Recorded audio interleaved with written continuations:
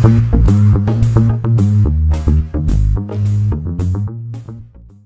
कैसे होई छठ का परब बलम घर होइए नइखे।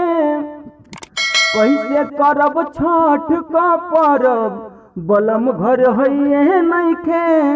आ पूजा की सामान खातिर पैसा पठवले नइखे। पूजा की सामान खातिर रुपयो भेजवले नइखे। आ कैसे होई छठ का परब बलम घर है नइखे। तो दोस्तों यह मुखड़ा आपको कैसा लगा? अच्छा लगा तो लाइक करिएगा, कमेंट में बताइए किस किस भाई को गाना हो।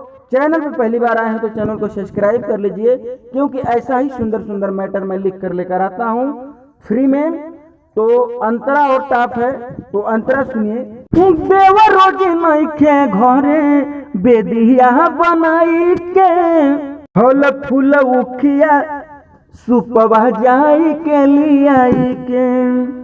देवर भी नइखे घरे बेदिया बनाई के।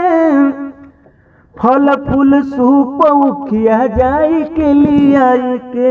गैया के गोबरा से अंगनोली पहले नइखे। कैसे करब छठ का परब बलम घर है नइखे।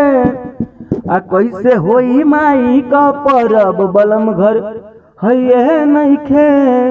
तो दोस्तों यह गाना जैसा आपको पता होगा खेसारी लाल जी के ट्रैक ललकी ओढ़निया चटकार ओढ़नी ओढ़ले बानी, इसी गाने पर था। आशा करता हूँ आप सबको अच्छा लगा। तो लीजिए लास्ट अंतरा सुनिएगा।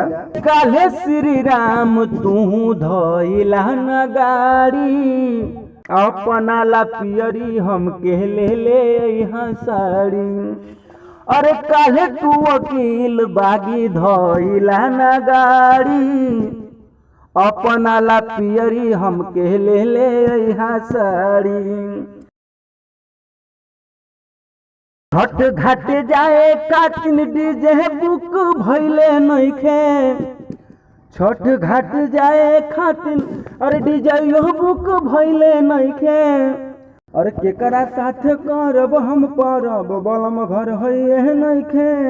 अरे पूजा को सामान खातिन पैसा पठैले नइखे।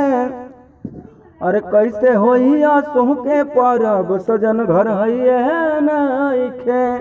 तो दोस्तों यह गाना मैं पिछले साल लिखा था और किसी कारणवश किसी ने नहीं गाया, तो मैं सोचा आज इस साल सभी भाइयों को चैनल के माध्यम से फ्री दे दूं।